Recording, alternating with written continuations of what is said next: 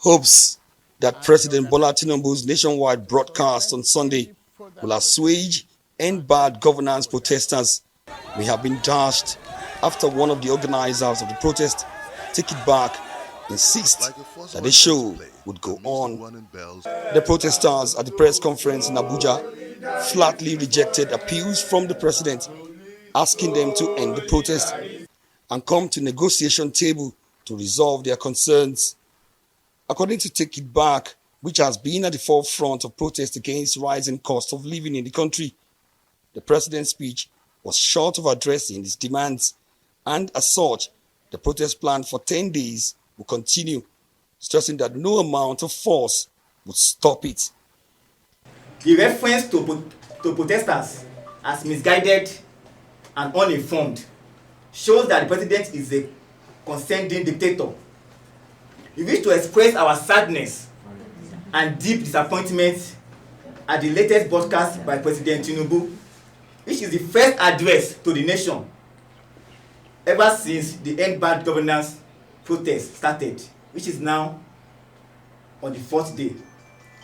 After over 3 weeks since Nigerians started mobilizing to take to the streets, and after scores of dead protesters and assaulted journalists from the first 3 days of the protest, President Tinubu's broadcast was nothing but a masterclass of gaslighting us, manipulating and double-speaking that has plagued Nigeria's brand of public speaking for decades.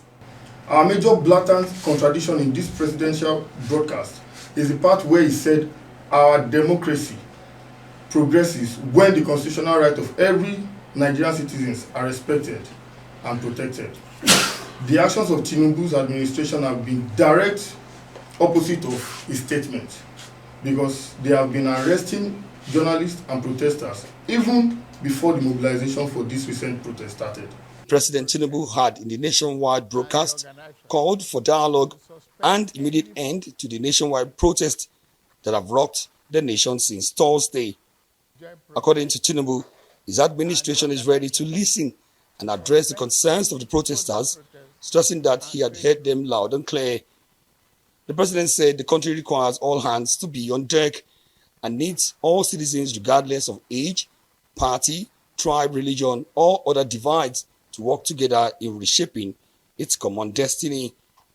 But on Sunday, Take It Back rarely turned down Tinubu's pleas, insisting that his protest, which is now in its 4th day, will continue as planned.